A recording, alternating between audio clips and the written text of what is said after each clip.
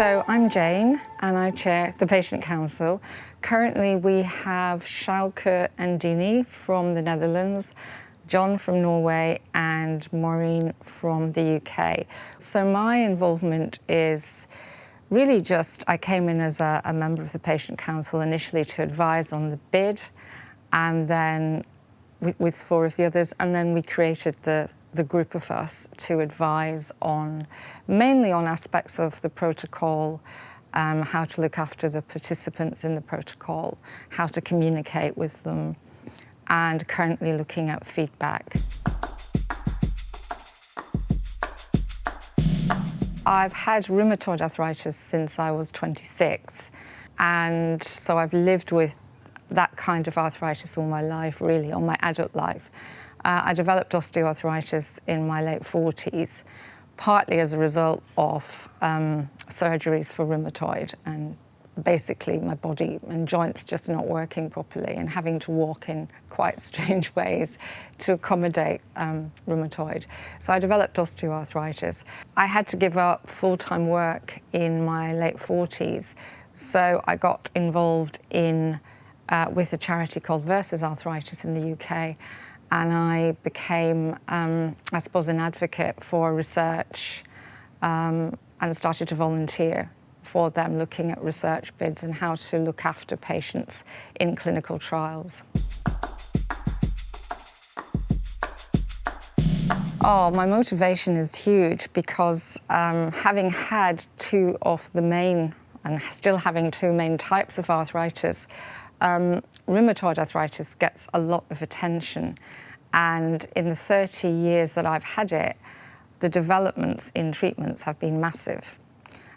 Because of it being an autoimmune disease, all the developments in immunology and treatments for cancer have all benefited it. So I can now do things that I couldn't do 20 years ago when I had rheumatoid arthritis, although I was much younger. With osteoarthritis, nothing has changed in the last 20 years or so. There's been attempts, but no treatments have developed. It's only painkillers or, at the end of the day, joint replacement. And a lot of researchers have had to pull out of it because they weren't getting anywhere. So I feel really strongly that we need to push on in this area and try and get some treatments, because it has a huge effect on people's lives. And I didn't realise how badly osteoarthritis could affect your day-to-day living until I had it myself.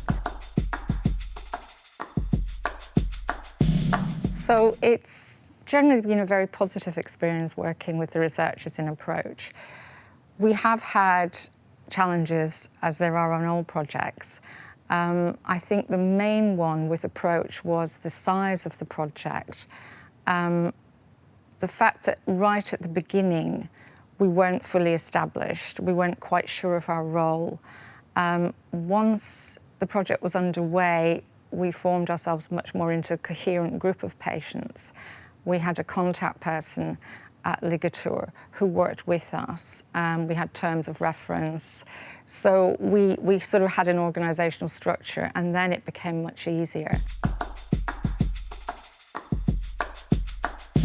So I think we've achieved quite a lot in the project. Tangible outcomes. We changed aspects of the protocol in terms, for example, of the burden on the patient of the collection of blood, for example, when you had to travel quite a distance. We got in one centre, we advised that they should actually go to the patient's home and take the blood, and we managed to get that changed. We advised on timings, how to set out the visits. A couple of members of the Patient Council actually visited the sites and shadowed patients at the early visits to find out actually what it was like and how they could improve it at subsequent visits. We did some questionnaire design. We evaluated the visits for future use. And we've just generally advised and helped, particularly with ethical questions and the kind of questions patients would ask that might be difficult to answer, and come up together with the researchers on, a agreed solutions to that would work for everybody and that everyone was happy with. We're currently also looking at lay summaries and abstracts of the articles being published by the researchers, and because we have different language skills, and that's quite useful. And we also have worked very hard on communications with the patients to look at the design and the language of the patient leaflets. We worked to set up and contribute to a newsletter which was sent out a couple of times a year, and that was very useful and very enjoyable to work on with the researchers and the communications person at Ligature. And the patients also led on publishing an article which has been published in a peer-reviewed journal. And we worked with some researchers on that as well, but we led that. And that was a case study to look at lessons learned, really, for other European projects and how they could learn from, from our mistakes and also the things that we've done really well. And we've had a lot of good reception for that.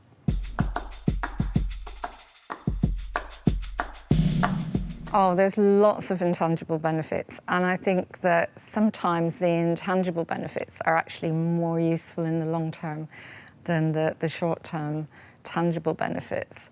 So, for example, I think working with all the different researchers, some of whom have never worked with patients before, has really changed some attitudes, and researchers have told us that they talk differently now about patients. They have changed the language they use. So, for example, one researcher doesn't use the term subjects anymore, even though his supervisor disapproves, because he just finds he can't do it anymore. He talks about patients and people. Another researcher used to show pictures of joint parts to his students, and now he tries to humanize them and show pictures of patients. So it's getting researchers to look outwards and upwards rather than just inwards and see the whole person. And I think it will help people hopefully recognize that they can work with patients in the future. It normalizes patient-researcher interactions and shows the value of different kinds of expertise working together. For the patient, I think it's been very empowering, because so much of your life when you have osteoarthritis or any other chronic condition is about not being able to contribute to things.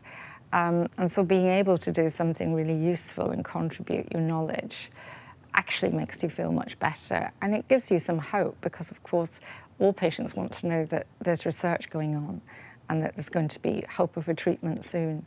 So I think the intangible benefits are really, really, really great. All the research shows, and our experience on Approach shows, that if you can involve patients right at the beginning of your project, when you're shaping it and you're still shaping the bid, you're likely to get a better bid in the end, because you are getting a much broader range of experience, and patients will have some understanding of some of the barriers for other patients, even if they don't understand the science. Giving patients feedback, if you've got a 2-year protocol, one of the things we've worked hard on in Approach, and I think it's worked, is keeping the participants informed, because all participants in research trials say sometimes they don't even hear the results, which I think is awful. And that puts people off getting involved again. So we've worked hard to ensure that the participants are always informed throughout, even when nothing's happening, just to update them with the research. So I think these would be my key learnings.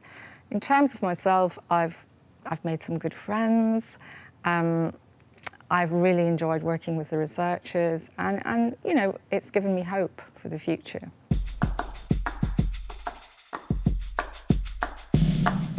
I would advise everyone doing biomedical research to have a dedicated patient group. I think it applies to all research, but it applies in different ways. Obviously, if you have clinical studies, it's very important, because you need people with the condition to represent the participants in the study, and to know and to understand some of the barriers for them, even in terms of just, the number of drugs you have to take and time of day and when is suitable for people to visit sites and so on.